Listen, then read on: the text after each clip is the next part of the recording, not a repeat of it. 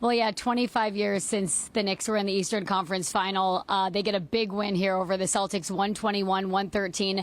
An electric Garden. The Celtics had a 14-point lead in the third quarter. Knicks just didn't back down. A lot of that seems like it had to do with Mikal Bridges. 10 fourth-quarter points on 83% shooting.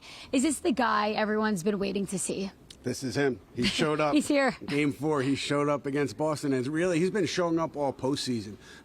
He's really come through in big moments, going back to that Detroit series. Yeah. Defensive plays, big shots late. Same thing in the Boston series. So this is the player that the Knicks gave up all those picks for. This is who they were hoping they were getting. And I was asking Bridges after the game about why are the Knicks good now against the Celtics after they struggled so much in the regular season. He said people want things to happen right away, but it takes time. It just took time for us to get used to each other, to get used to playing off of each other. And here they are, Knicks, not yet a finished product, but in a pretty good spot. Yeah, and a lot of that win also had to do with their guy, Jalen Brunson. 39 points, 26 in the second half. How important was his stretch in the third when the Celtics were building that lead? Right. The Celtics got it up to 14, and the Knicks, they didn't do well trying to come back in Game 3, but it was different tonight. Jalen Brunson was fantastic, as he usually is when this team is playing well. He put the Knicks on their back. Not only the 18 points in the third quarter, but the 3 big assists. Knicks really dominating that quarter, and then Bridges helped carry them home from there. He had 12 assists in this game, so not a win without those two guys doing what they did. He said after this game he doesn't think the Knicks have even played their best basketball yet. Hopefully we're seeing that in Game 5. The Celtics will likely be without Jayson Tatum went down with that lower leg non-contact injury. What do the Knicks have to do to close this one out in 5? Well, look, Boston is going to be desperate. It's the defending champ, and they got there for a reason. And look, I'm sure they're going to rally around everybody who's healthy. Sometimes you see teams that lose their best player come out with an intensity. So the Knicks talked about still needing to come out first quarter, the jump ball with intensity, with the proper intensity. They talked about that Game 3. They said it happened again in Game 4. It was better Game 4, but I think that's what you have to look at.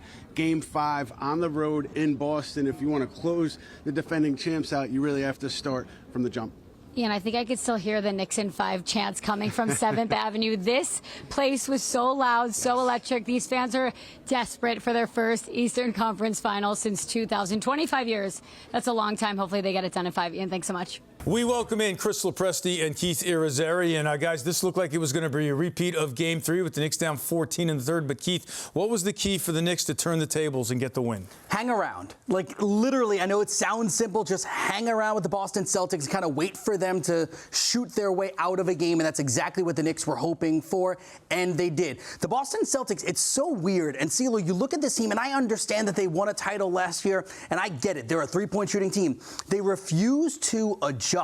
They just continue to shoot shot after shot. We're sitting in the back room, and I said to you, I'm like, Drew Holiday had a layup and chose to shoot a three-pointer. I don't get it. Oh, by the way, Brunson and Bridges were really good, too. Yeah, and I think what I said to you was I think the rule with the Celtics is if he doesn't take the open 3 and he dribbles in for the layup anyway, they take him over into the locker room and they, execute him in the locker room or something like that. It feels that way at times with the Celtics. So they run hot and cold. First half was very hot. They weren't able to keep it up the way they were in game number 3. And, Tom Thibodeau alluded to feeling like some of those threes were maybe well contested by the Knicks, but we saw in the second half there were still some instances where they were shooting it and chucking it up from deep where they didn't have a guy in their face, and they weren't going down, especially for Derek White, who couldn't miss in the first half.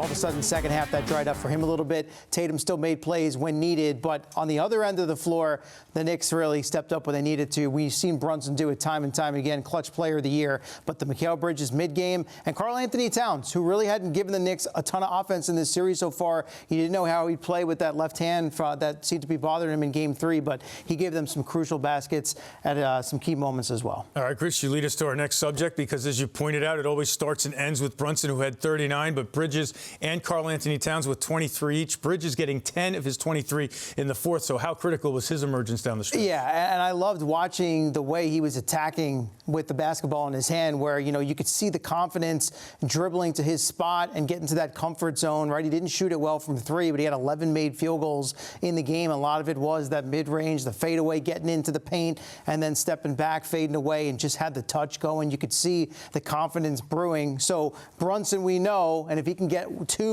maybe one or two other guys going with him, and in this case, I thought Bridges more so than Towns really stepped up. You know, it's funny. Every time you see Bridges step up like this, and we see the meme pop up with the curse word, the picks. I love when we get a chance to see it. Mikal Bridges is absolutely awesome late game, and we're supposed to be thinking that Brunson is the captain clutch guy. Bridges is doing the exact same thing.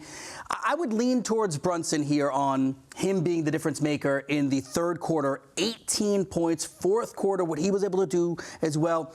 I mean, the ball gets into his hands. You just expect it's going to go in. No doubt about that, especially when it's money time. All right, the result sharing the headlines with the injury suffered by Jayson Tatum. Afterwards, the Celtics saying no update.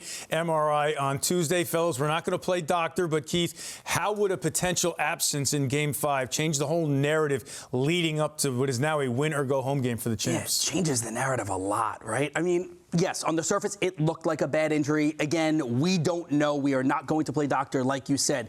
But if for some reason he is unable to play, the Knicks got to go into Boston and just close it out. Like, you have to take advantage of if he's out in Game 5, and if he's out further than that, but if he's out in Game 5, take advantage, win there, make sure you get a little extra time, maybe a little extra rest before you move on to potentially your first Eastern Conference final in 25 years. Whew. That's the kind of injury, if it's as bad as it looked, if that's the result of it, it takes all the wind out of the sails for the Celtics. And I understand that they're the defending champs. They got other guys that can score and shoot the three. But, I mean, they run hot and cold as it is. We've seen it in this series with Tatum healthy. And, oh, by the way, the Knicks were on their way to winning the game before the injury occurred.